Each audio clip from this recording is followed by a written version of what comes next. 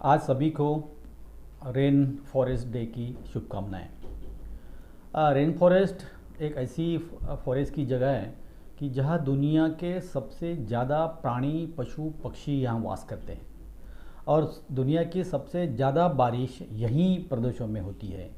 इसलिए इसको tropical rain forest कहते हैं। ये जो एरिया है रेन फॉरेस्ट का, ये एरिया अमेरिका, दक्षिण अमेरिका, अफ्रीका और आशिया के कुछ देशों में फैला हुआ है और इसी देशों में सबसे बड़ी बारिश भी होती है।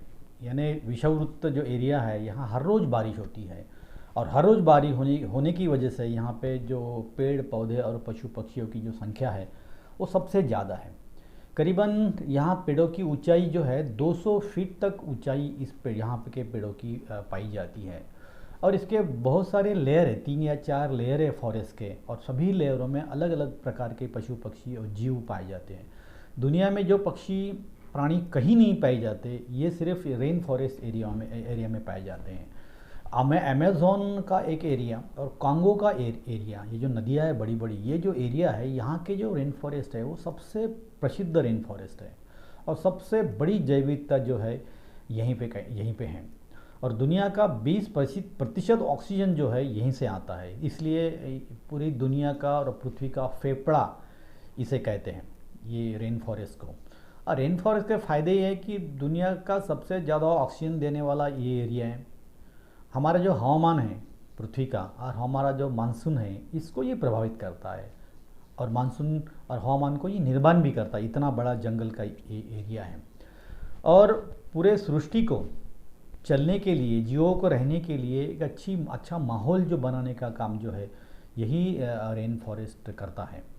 मगर पिछले कुछ दिनों से, जब से आदमी जंगल में रहना चालू किया है, लोगों ने जंगल तोड़ना चालू किया है, मगर पिछले 50 वर्षों में आदमी की जो भूख है ये ज़्यादा बढ़ी है। पेड़ों की भूख, बाकी उद्योगों की भूख, विकासों की भूख जो है वो इतनी बड़ी है कि आज तक यहाँ का 50% जो जंगल है वो ख़त्म हो गया है।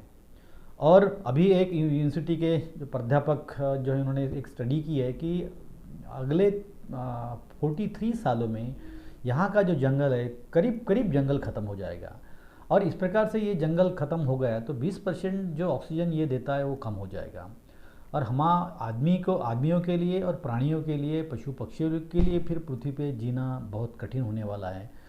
तो ये एक प्रकार का एक्सटिंक्शन, मास एक्सटिंक्शन हम जिसे बोलते हैं, उसका धोखा होने वाला है।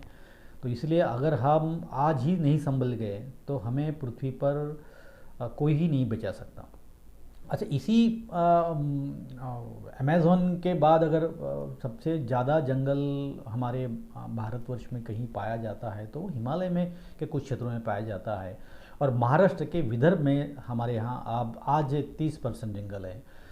50 साल पहले हमारे विदर्भ में करीबन 50% जंगल था या उससे भी ज़्यादा जंगल था, मगर हमारे जो अमेज़न में और रेन फॉरेस्ट में हो रहा है वही हमारे विदर्भ में भी हो रहा है। और हमारे विदर्भ के जो जंगल हर साल विकास काम के लिए, उद्योगों के लिए, सभी आदमी की जो भूख है, खेती है, इसके लिए कट रहे हैं।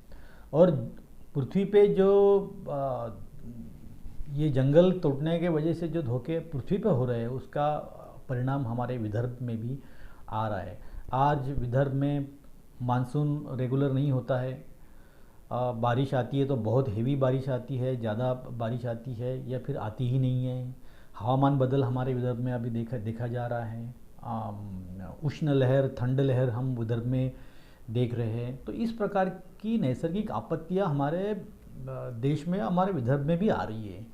थोड़ा सा जंगल हमारा है इसलिए हमारे यहाँ थोड़े कम है, मगर आगे आगे जाके अगर ऐसे ही फिर 40 साल बाद में ये जो हमारा 30% जंगल है वो कितना रहेगा, इसकी कोई गारंटी हम लोग नहीं दे सकते। और ये अगर नहीं रहा तो आज की बदतर जो हमारी हाल है वो हमारी फिर से बढ़ेगी और हमारे मानसून पे इसका असर होगा, हमारे क्लाइमेट पे असर होगा, हमारे तापमान पे होगा। कोरोना जैसी जो है महामारियाँ और बढ़ेगी और रोगराई बढ़ेगी। ऑक्सीजन कम होने की वजह से हमारे जो हेल्थ हैज़ार्ड्स है और बढ़ेंगे और हमें इस विदर्भ में, देश में और पृथ्वी पे शायद रहना भी मुश्किल हो जाएगा।